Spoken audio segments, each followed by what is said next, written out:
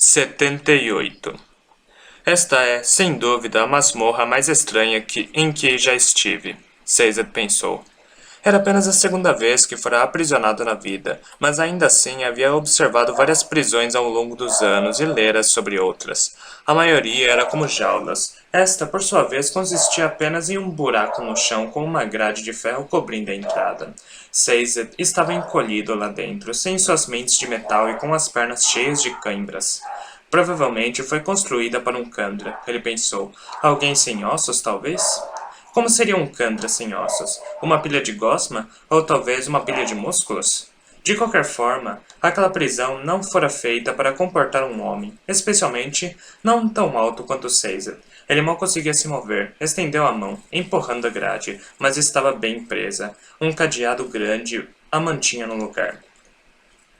Ele não sabia ao certo quanto tempo fazia desde que entrara no fosso. Horas? Talvez dias. Ainda não lhe tinham dado nada para comer, embora um Kandra da terceira geração tivesse jogado um pouco de água sobre ele.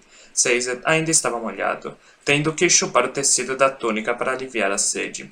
Isso é ridículo, pensou. Não pela primeira vez. O mundo está acabando, e eu estou na prisão? Era o último guardador, o Arauto. Devia estar lá em cima, registrando os eventos. Porque, verdade fosse dita, estava começando a acreditar que o mundo não acabaria. Ele havia aceitado que algo, talvez a própria preservação, estava olhando pela humanidade, protegendo-a. Ficava cada vez mais determinado a seguir a religião de Terris, não porque era perfeita, mas porque preferia acreditar e ter esperanças. O herói era real. Caesar acreditava nisso, e tinha fé nela. Ele vivera com Kelsier e ajudara o homem. Havia registrado o surgimento da Igreja do Sobrevivente durante os primeiros anos de seu desenvolvimento. Havia pesquisado sobre o Herói das Eras com Tindwell e recebido a responsabilidade de anunciar Ven como aquela que cumpria as profecias. Mas apenas recentemente havia começado a ter fé nela. Talvez fosse sua decisão de ter alguém que via milagres, de ser alguém que via milagres. Talvez fosse o medo assombroso do fim que parecia se assomar logo adiante. Talvez fosse a tensão e a ansiedade, independentemente, de alguma forma, do caos ele extraía a paz. Ela vira, preservaria o mundo. Ela viria, preservaria o mundo. No entanto, Caesar precisava estar pronto para ajudar, e aquilo significava escapar. Ele encarou a grade de metal. O cadeado era de um bom aço, e a grade em si de ferro. Caesar estendeu a mão com hesitação, tocando as barras, drenando um pouco de seu peso e jogando-o no ferro. Imediatamente seu corpo ficou mais leve. Na ferroquimia, o ferro armazenava peso físico, e a grade era puro bastante para manter uma carga ferroquímica. Ia contra os seus instintos usar a grade como uma mente de metal. Não é portátil, e se precisasse fugir, deixaria para trás toda a força que havia armazenado. Ainda assim, de que adiantaria simplesmente ficar sentado no fosso e esperar? Ele ergueu a outra mão, tocando o cadeado de aço com o dedo. Em seguida, começou a preenchê-lo também, drenando a velocidade do corpo. Instantaneamente começou a se sentir letárgico, como se cada movimento, até mesmo a respiração, ficasse mais difícil. Era como se tivesse que abrir caminho por alguma substância viscosa a cada movimento que fazia. Ficou daquele jeito. Havia aprendido a entrar em uma espécie de transe meditativo enquanto preenchia as mentes de metal. Com frequência preenchia muitas de uma vez, ficando adoentado, fraco, lento e obtuso. Quando podia, era melhor simplesmente pairar. Caesar não sabia quanto tempo a meditação havia durado. De vez em quando, o guarda vinha jogar água sobre ele. Ao ouvir o som, Caesar se soltava e encolhia, fingindo dormir. Mas, assim que o guarda se retirava, ele se estendia a mão de volta e continuava a preencher as mentes de metal. Mais tempo passou. Então, ele ouviu sons. Caesar se agachou de novo. Em seguida, esperou, ansioso pelo banho. Quando mandei você de volta para salvar meu poço, rosnou uma voz. Isso não era exatamente o que eu tinha em mente. Caesar abriu os olhos, ergueu-os e ficou surpreso em ver um rosto canino olhando através das grades. Tem som? Caesar perguntou. O Kandra grunhiu e se afastou. Caesar ficou furioso quando outro Kandra apareceu. Usava um corpo verdadeiro, delicado, feito de madeira, esguio e quase alheio às formas humanas. E ela estava com algumas chaves. Rápido, Mila. Tensão grunhiu com a voz de cachorro. Aparentemente havia voltado à forma de cão de caça, o que fazia sentido. Mover-se como um cavalo pelos túneis às vezes íngremes e estreitos da terra natal teria sido difícil. A fêmea Candra destrancou a grade. Em seguida, a puxou para trás. Sazed escalou para fora do fosso, ansioso. Na sala, encontrou vários outros Candra usando corpos verdadeiros exóticos. No canto, o guarda da prisão estava deitado, amarrado e amordaçado. Fui visto ao entrar na terra natal, Terrizano, Tenson disse. Então, temos pouco tempo. O que aconteceu aqui? Milan me contou sobre sua prisão. Campar anunciou que a primeira geração ordenou que o levassem. O que fez para contrariá-los? Não foi ela, Caesar disse, esticando as pernas doloridas. Foi a segunda geração. Eles levaram os primeiros como prisioneiros e planejam governar em seu lugar. A garota, Milan, arfou. Eles nunca fariam isso. Pois fizeram, Caesar disse, erguendo-se. Temo pela segurança da primeira geração. Campar talvez tenha medo de me matar, porque sou humano. No entanto, os primeiros... Mas os da segunda geração são Candra. Eles não fariam uma coisa dessas. Não somos esse tipo de povo, Milan interrompeu. Tenson e Caesar entreolharam-se. Todas as sociedades têm pessoas que rompem as regras. Crianças, pensou Caesar, especialmente quando o poder está em jogo. Temos de encontrar a primeira geração, Tenson disse, e recuperar a Gruta da Confiança. Vamos lutar a seu lado, Tenson, outro Candra disse. Finalmente vamos derrubá-lo, mais um disse. Os segundos e sua insistência de que devemos servir aos seres humanos. Caesar franziu o senho para esta frase. O que os seres humanos tinham a ver com este conflito? Mas então percebeu que os outros olhavam para Tenson. O corpo de cão, ele percebeu. Para eles, Tenson é um revolucionário da mais alta ordem. Tudo por algo que Ven ordenou que ele fizesse. O Candra fitou os olhos de Caesar, abrindo a boca para falar, mas hesitou. Estão vindo, ele disse, e praguejou, as orelhas caninas murchando. Caesar se virou, preocupado, observando as sombras na parede de rocha do corredor que levava até a câmara da prisão. A câmara era pequena, com mais ou menos 6 fossos celas no chão. Não havia outras saídas. Apesar das palavras corajosas, os companheiros de Tenson imediatamente recuaram, encolhendo-se contra a parede. Obviamente, não estavam acostumados a conflitos, especialmente com os da mesma espécie. Tenson não tinha aquela timidez. Ele avançou assim que o grupo de membros da quinta geração entrou no recinto, batendo com o punho no peito de um deles, uivando e arranhando o outro. Eis um Candra que se parece tão pouco com seu povo quanto eu me pareço com o meu, pensou Caesar, sorrindo. Ele deu um passo para trás, movendo-se até a grade da prisão, tocando os metais com os pés descalços. Os da quinta geração estavam tendo problemas em combater Tenson. Eles treinaram com Ven e aparentemente tinha muita confiança no corpo canino. Ele treinara com Ven e aparentemente tinha muita confiança no corpo canino. Ele se manteve em movimento, atacando-os. No entanto, havia 5 deles, e apenas um, Tenson, foi forçado a recuar. Os ferimentos no corpo fecham-se quando ele ordena, percebeu Caesar. Por isso, em geral, esses guardas carregam martelos. O que tornava razoavelmente óbvio como se devia combater um Candra. Tenson recuou até o lado de Caesar.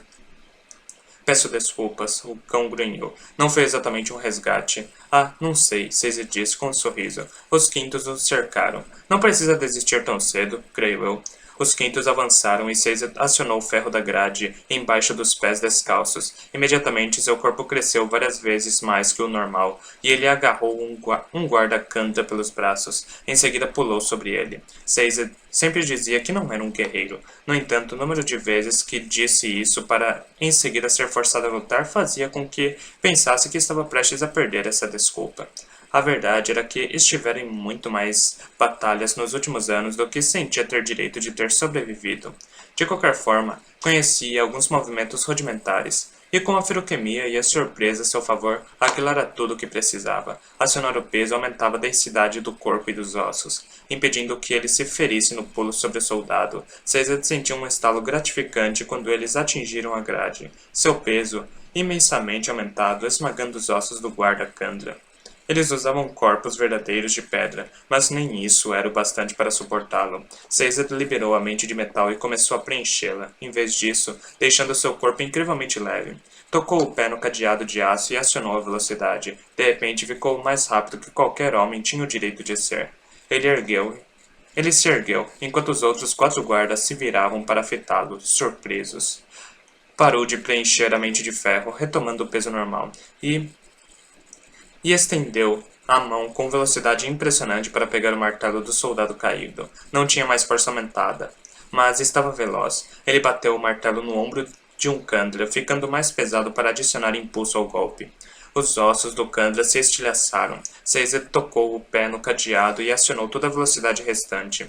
Ele agachou, girando e bateu o martelo nos joelhos dos 2 Kandras que estavam tentando atacá-los com suas armas. Eles berraram, caindo, enquanto a velocidade de Caesar se esgotava. Ele se levantou. Tenson estava sentado sobre o último guarda, prendendo-o ao chão. Pensei que você fosse um estudioso, o cão observou, seu prisioneiro se contorcendo. Caesar jogou o martelo de lado.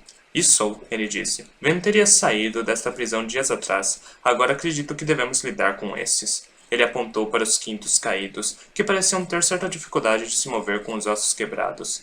Tenson assentiu. Ele chamou alguns dos amigos para ajudá-lo com aquele que estava segurando.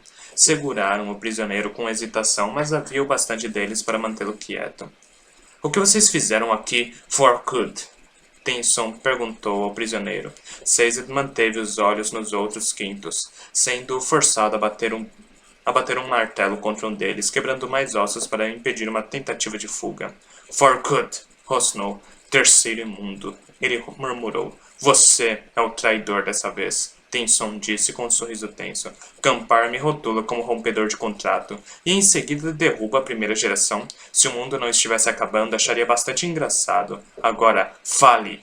Caesar hesitou ao perceber uma coisa.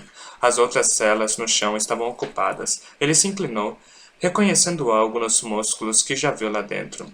Eram descoloridos e um pouco deformados, como um musgo pendurado. Tenson, ele disse, erguendo os olhos. Talvez a primeira geração ainda esteja viva. Venha até aqui. Tenson foi até ele. Em seguida, olhou para o fosso, franzindo o rosto com lábios caninos. Milan, as chaves! Ela correu até eles, destrancando a grade. Com alguma consternação, Caesar conseguiu determinar que havia vários conjuntos de músculos contorcidos no fosso, cada um de uma cor um pouco diferente. Precisamos de ossos, Tenson disse, erguendo-se. Milan assentiu, correndo para fora do recinto. Caesar olhou para o cão. Devem ter matado os outros Kandra dessas celas, Tenson falou, baixinho. Traidores da nossa espécie, aprisionados pela eternidade. Era para ter sido meu destino. De qualquer forma, é esperto. Todos pensam que essas celas mantêm criminosos perigosos. Não seria estranho para os quintos continuarem alimentando-os, e ninguém suspeitaria de que os ocupantes tivessem sido substituídos pela primeira geração, supondo que não prestassem atenção na cor dos músculos. Precisamos seguir em frente, Caesar disse. Chegar a acampar. Tenson sacudiu a cabeça. Não vamos muito longe sem os primeiros para contar nossa história, Terrizano. Vá e armazene mais de sua feroquemia. Podemos precisar dela. Com isso, Tenson se afastou, aproximando-se do prisioneiro. Você tem 2 opções, for good. Ele disse. Ou abre mão de seus ossos ou vou digerir seu corpo e matá-lo, como fiz com Oressor. Caesar franziu o senho, observando. O Kandra capturado parecia morrer de medo de Tenson. O corpo do quinto se liquefez e ele se moveu como uma lesma para longe dos ossos de granito. Tenson sorriu. Para que isso? Caesar perguntou. Algo que Zane me ensinou. Tenson disse, o corpo de cão começando a derreter, seus pelos caindo.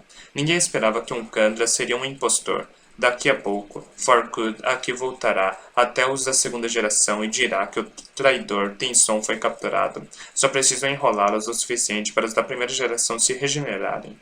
Eles vão levar muito mais tempo do que eu para fazer os corpos. Caesar assentiu. Milan voltou um tempo depois com um grande saco cheio de ossos. E Tenson, tendo recriado o corpo de Forkud com incrível velocidade, saiu da câmara em sua missão. Em seguida, Caesar se sentou, removendo o cadeado e segurando-o para usá-lo como uma mente de metal, usando um martelo de ferro na outra mão para armazenar peso. Parecia estranho ficar ali, sentado, mas aparentemente os primeiros precisariam de algumas horas para regenerar os corpos. Realmente, não há pressa, não é? Perguntou Caesar. Pensou Caesar.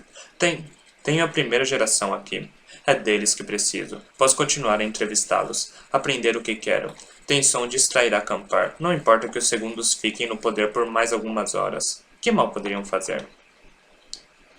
Acredito que as brumas estavam buscando alguém para se tornar um novo hospedeiro para elas. O poder necessitava de uma consciência para direcioná-lo. Nessa questão ainda estou bastante confuso. Por que um poder usado para criar e destruir precisaria de uma mente para supervisioná-lo?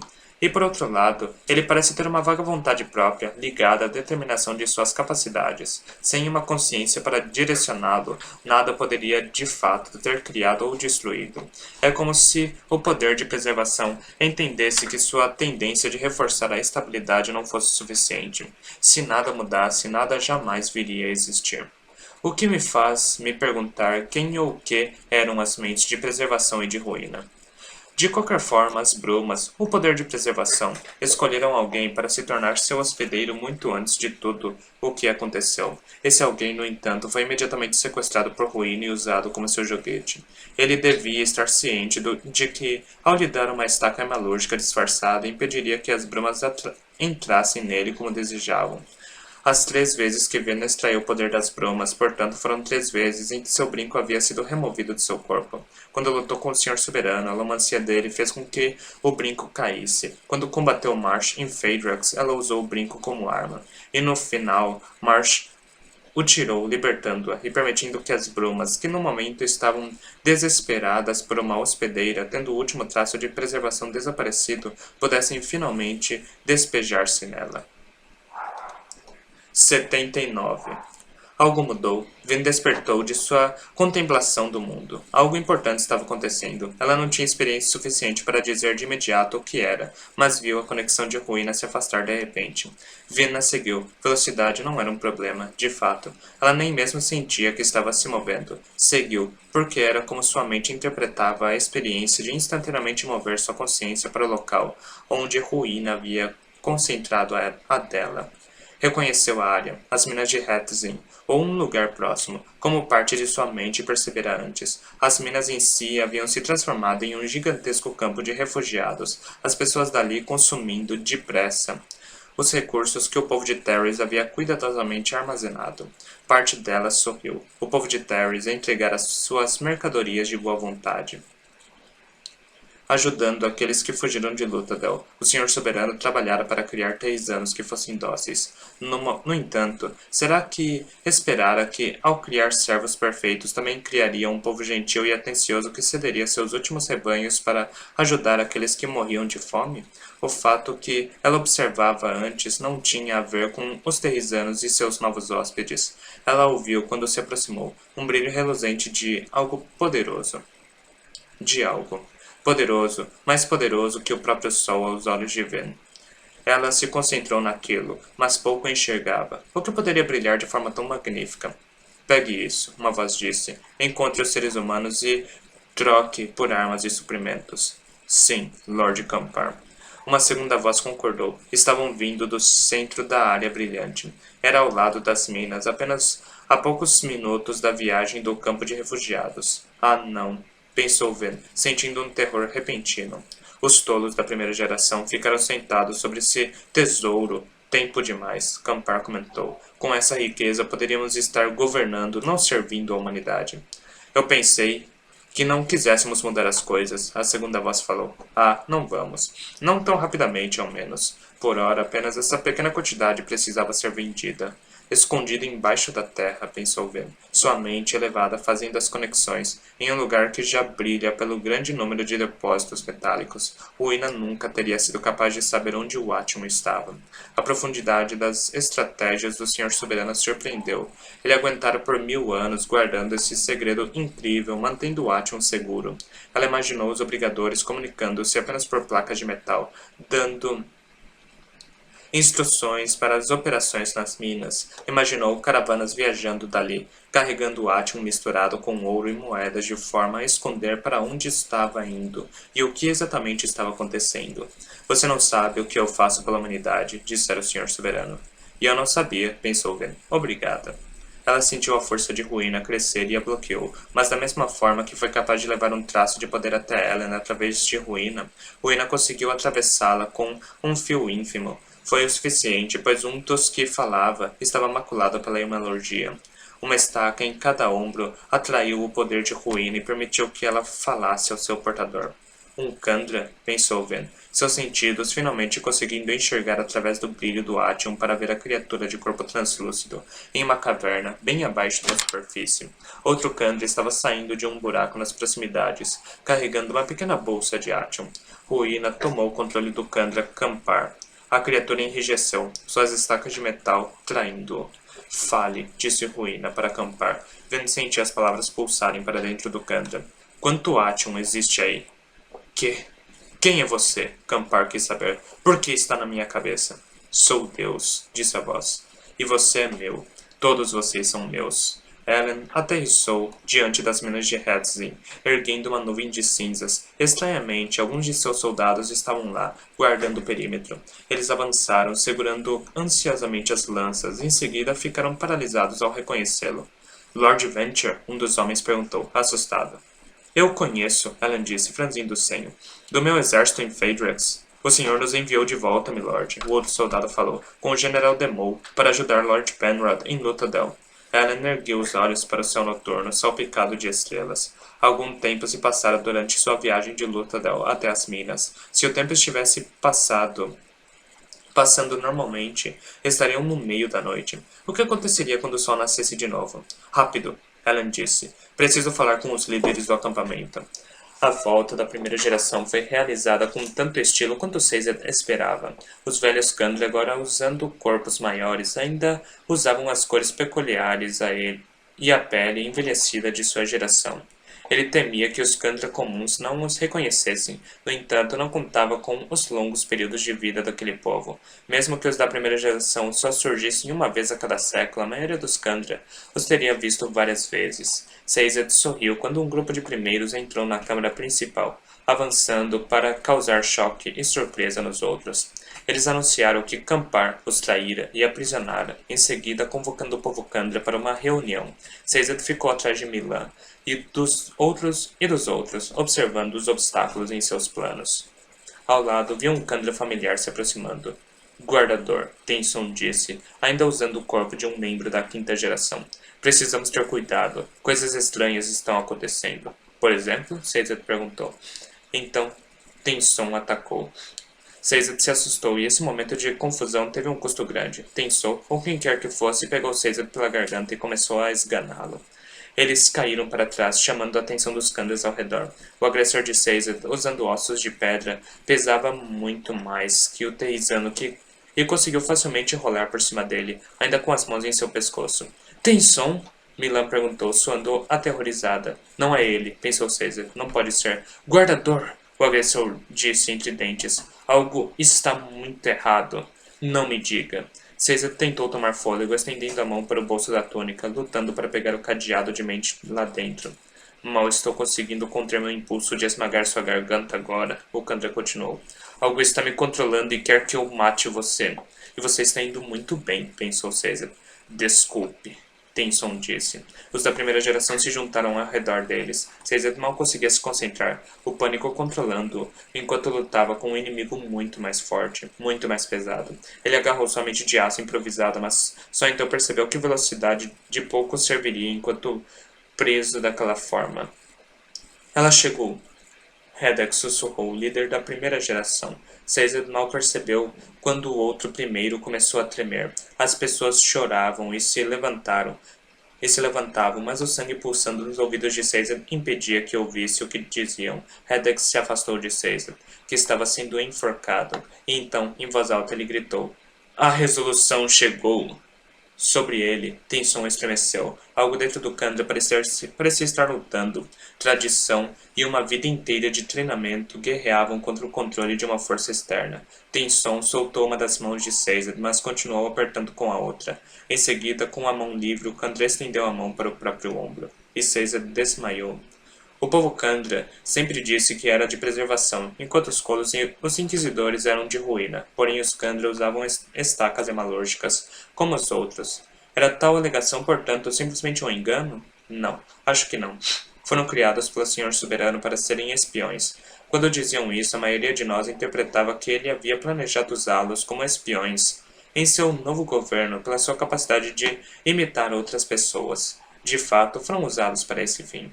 Mas veja um propósito muito maior em sua existência. Eram os agentes duplos do Senhor Soberano, criados com estacas hemalúrgicas, mas incumbidos, ensinados, obrigados de retirá-las quando Ruína tentasse tomá-los. No momento de triunfo de Ruína, quando ele supôs que os Kandra ficariam entregues aos seus caprichos, uma esmagadora maioria deles imediatamente trocou de lado e o deixou incapaz de receber seu prêmio.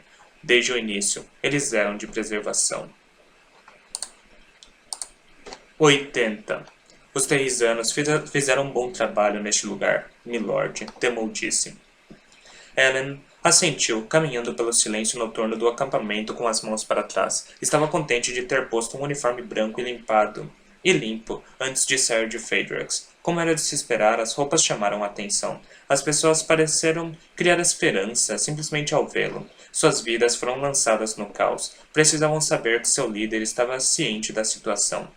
O acampamento é enorme, como o senhor pode ver. Demol continuou. Várias centenas de milhares de pessoas estão vivendo aqui. Sem os terrisanos, duvido que os refugiados tivessem sobrevivido. Do jeito que está, conseguem manter as doenças ao mínimo. Organizam equipes para filtrar e trazer água fresca para o acampamento e distribuem comida e cobertores.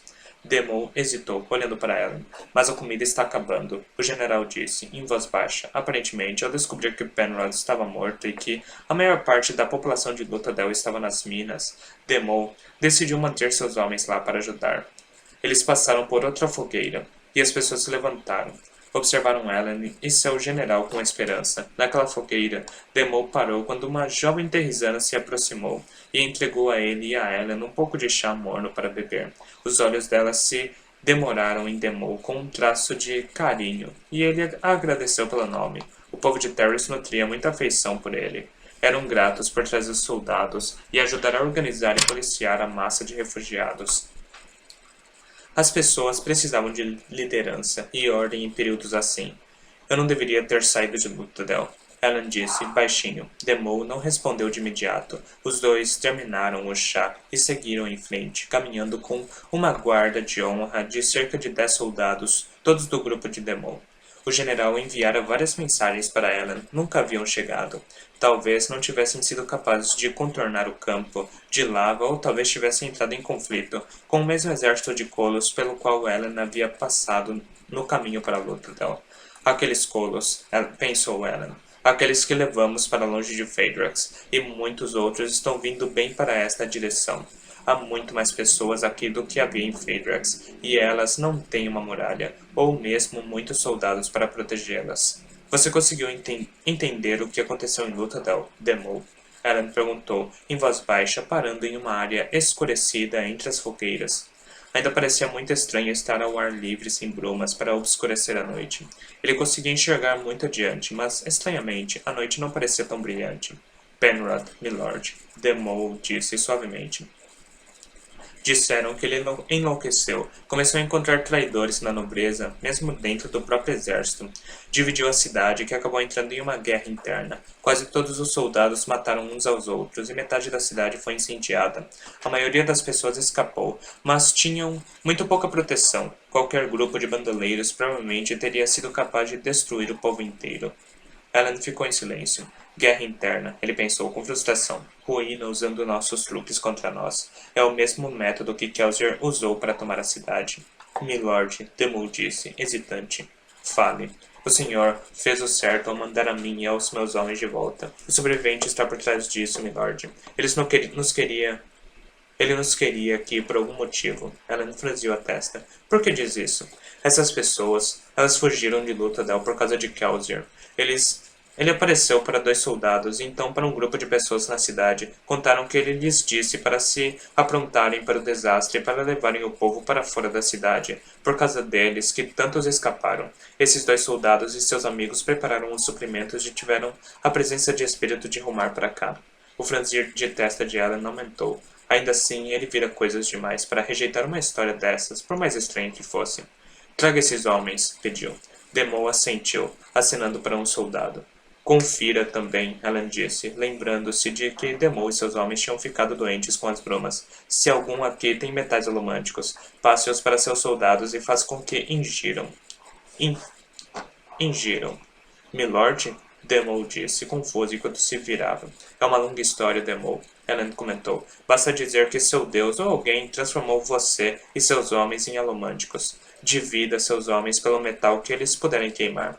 Vamos precisar de todos os lança-moedas, brutamontes e atraidores que pudermos reunir. Caesar piscou até abrir os olhos, e ele balançou a cabeça, gemendo. Quanto tempo ficará desmaiado? Não muito, provavelmente. Foi o que percebeu ao clarear de sua visão. Ele desmaiara por falta de ar, o que deixava a pessoa inconsciente apenas por um curto período. Se a pessoa acordasse. E, acor e acordei, ele pensou, tossindo, esfregando a garganta e sentando-se. A caverna Candra brilhava com a luz calma dos lampiões azul fosforescentes. Aquela luz conseguiu ver que estava cercado por algo estranho. Espectros das brumas. Os primos dos Candra, os saprófagos que caçavam à noite e alimentavam-se de cadáveres. Eles se moviam ao redor de Caesar, massas de músculos, carne e osso, mas com os ossos combinados de forma estranhas e não naturais.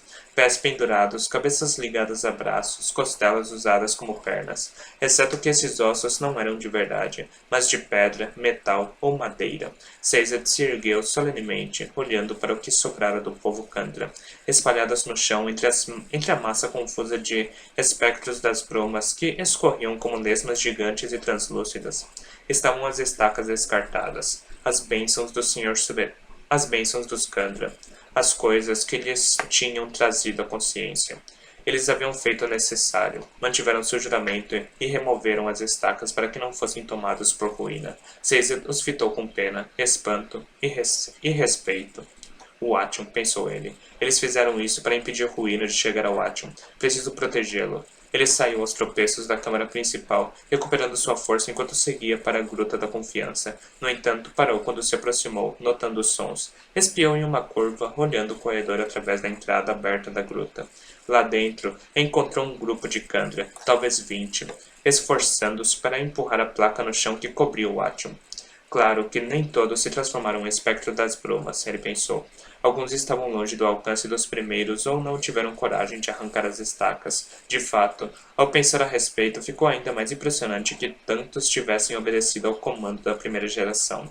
Caesar reconheceu Campar facilmente, coordenando o trabalho lá dentro. Os Candra levariam o Atium e o entregaria à ruína. Caesar tinha que impedi-los, mas eram 20 contra 1, com Caesar tendo apenas uma pequena mente de metal. As perspectivas não lhe pareciam boas. No entanto, naquele momento, Caesar percebeu algo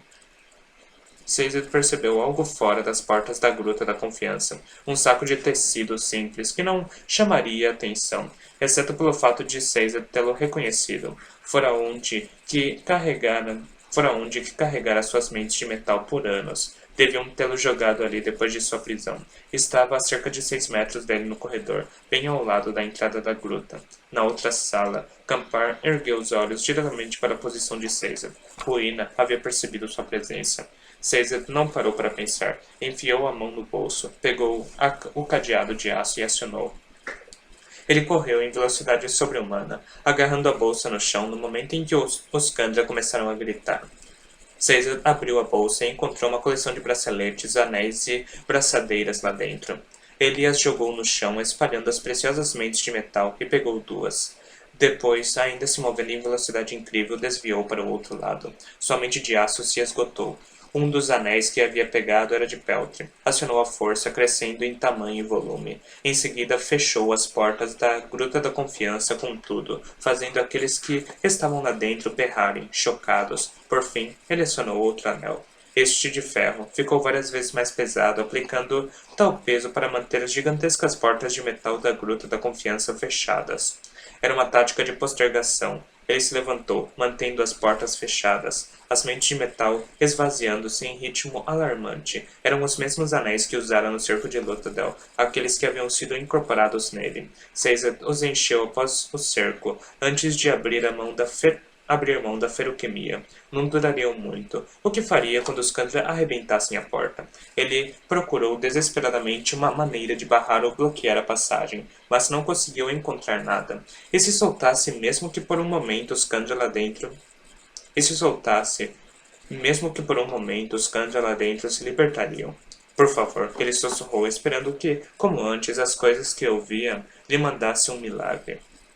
A coisa que ouvi lhe mandasse um milagre. Vou precisar de ajuda.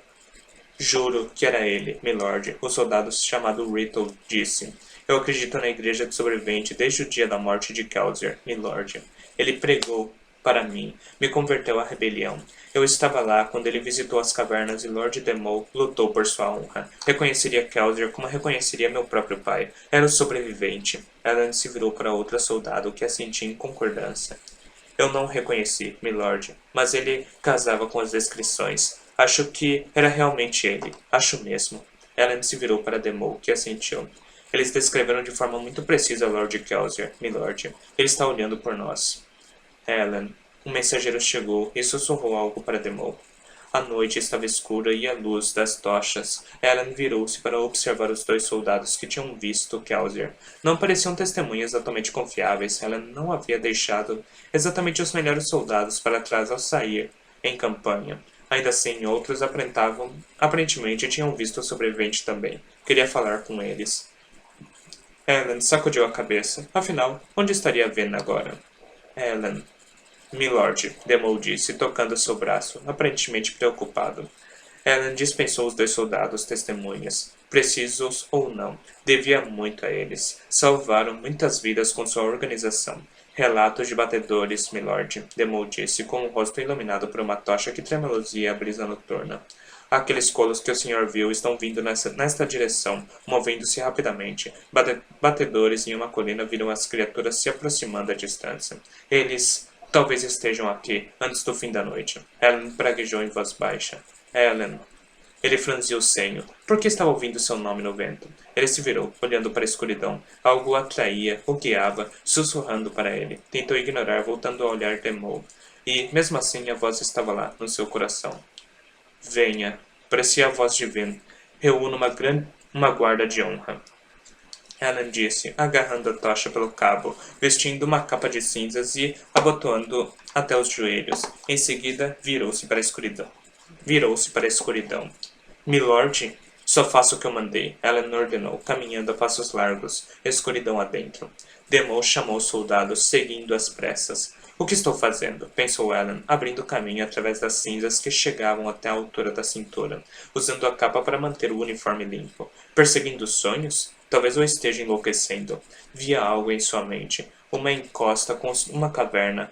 Uma lembrança, talvez? Eles já passaram por ali antes? Demol e os outros soldados seguiram-no em silêncio, parecendo apreensivos. Ellen continuou avançando. Estava quase... Ele parou. Lá estava a encosta. Teria sido indistinta das outras ao redor, exceto que havia trilhas levando até ela. Ellen franziu a testa, abrindo caminho pelas cinzas altas, movendo-se até o ponto onde a trilha terminava.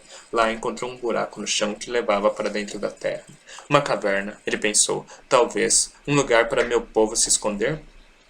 Provavelmente não era grande o bastante. As cavernas que Kelsier usara para sua rebelião haviam sido grandes o suficiente para abrigar 10.000 homens. Porém, curioso, Ellen seguiu caverna dentro, descendo a inclinação íngreme e despindo a capa. Demol e seus homens o seguiram com curiosidade. O túnel avançou tanto e Ellen ficou surpresa em descobrir que havia luz mais adiante. Imediatamente ele queimou Peltry, ficando mais tenso. Jogou a tocha de lado e queimou o estanho, aumentando a visão. Conseguia ver vários postes com brilhos azuis na ponta. Pareciam feitos de rocha. O que é isso? Ele avançou com rapidez, acenando para Demol e seus homens seguirem. O túnel levou a uma caverna vasta. Ellen parou. Era tão grande quanto uma das cavernas depósitos. Maior, talvez. Lá embaixo, algo se moveu. Espectros das brumas? Ele percebeu, surpreso. É aqui que se escondem? Em cavernas subterrâneas? Soltou uma moeda, lançando-se através da caverna mal iluminada para aterrissar em um piso de pedra, distante de Demol e dos outros. Os espectros não eram tão grandes quanto outros que tinha visto. E por que estavam usando pedras e madeira no lugar de ossos? Ouviu um som. Apenas seus ouvidos aguçados pelo estranho permitiram que o ouvisse, mas parecia muito diferente do som que um espectro das brumas faria. Pedra contra metal. Ele acenou para Demol e seguiu com cuidado para um corredor lateral. No fim do corredor, parou, surpreso. Uma figura bem familiar estava em pé, encostada a um par de grandes portas de metal, grunhindo, aparentemente tentando mantê-las fechadas. Caesar? Ellen perguntou, empertigando-se. Caesar ergueu os olhos, viu Ellen e ficou tão surpreso que perdeu o controle das portas. Elas se abriram de uma vez, jogando o Terrizano para o lado, revelando um grupo de Kandra furiosos e de pele translúcida. Majestade, Caesar disse, não deixem que escapem! Demou e seus soldados correram para se posicionar atrás de Ellen. Este é Caesar, ou um Kandra que comeu seus ossos, pensou Ellen. Tomou uma decisão rápida. Confiaria na voz em seus ouvidos. Confiaria que aquele era Caesar. O grupo tentou passar pelos soldados de Demol. As criaturas não eram bons guerreiros, no entanto, e suas armas eram feitas de metal. Bastaram 2 minutos para Ellen e Demol subjugarem o grupo, quebrando seus ossos para impedirem que se curassem e escapassem. Feito isso, Ellen foi até Caesar, que havia se levantado e estava se limpando. Como me encontrou, Majestade? Honestamente, não sei, Ellen disse. Caesar, que lugar é este? A terra natal do povo Kandra, Majestade, o Terrizano respondeu, e o esconderijo da reserva de Atium do Senhor Soberano. Ellen ergueu a sobrancelha, seguindo o dedo apontado de Caesar. Havia um salão além das portas e um fosso no chão. Que ótimo, pensou Ellen, irônico. Agora o encontramos. Não parece muito entusiasmado, Majestade, Caesar observou. Reis, exércitos, nascidos da bruma e até o próprio Kelsier vem procurando por esse depósito há anos. É inútil, Ellen disse. Meu povo está morrendo de fome e não pode comer metal. Mas esta caverna talvez seja útil. O que acha, Demol? Se houver outras câmaras como esta primeira, Milord, poderia abrigar uma quantia substancial do nosso povo. Há 4 grandes cavernas, Caesar disse, e 4 entradas, pelo que eu saiba. Ellen se virou para Demol. Ele já estava dando ordens aos soldados. Precisamos trazer o povo para cá antes do nascer do sol, pensou Ellen, lembrando-se do calor. No mínimo, antes de os colos chegarem. Depois disso, bem, eles teriam de ver. Por hora, Ellen tinha apenas um objetivo: sobreviver. O estalo sempre foi o lado sombrio da alomancia, a carga genética de uma pessoa que pode torná-lo um alomântico em potencial. Mas para o poder se manifestar, o corpo precisa passar por um trauma extraordinário. Embora Ellen falasse de como seu espancamento havia sido terrível durante os nossos dias, desencadear a alomancia em uma pessoa era mais fácil do que fora no passado, pois tínhamos a infusão do poder de preservação nas linhagens humanas através das pepitas concedidas à nobreza pelo Senhor Soberano. Quando Preservação criou as brumas, estava temeroso de que Ruína escapasse da prisão. Naqueles dias, antes da ascensão, as brumas começaram a restalar as pessoas como fazíamos durante o nosso tempo, mas essa ação das brumas era um dos únicos meios de despertar a alomancia em uma pessoa, pois os atributos genéticos estavam enterrados muito profundamente para ser trazido à tona por um simples espancamento. As brumas daqueles dias criavam apenas brumosos, claro. Não havia nascidos da bruma, até o Senhor Soberano fazer uso das pepitas. O povo interpretava mal a intenção das brumas, pois o processo de estalar alomânticos causava algumas mortes, especialmente de jovens e velhos. Esse não era o desejo de preservação, mas ele havia aberto mão de grande parte de sua consciência para formar a prisão de Ruína. E as brumas tiveram de trabalhar o melhor que podiam sem direcionamento específico. Ruína, sutil como sempre, sabia que não poderia impedir as brumas de fazer seu trabalho. No entanto, podia fazer o inesperado e incentivá-las, e assim ajudou a fortalecê-las mais, o que trouxe a morte das plantas do mundo e criou a ameaça que ficou conhecida como profundezas.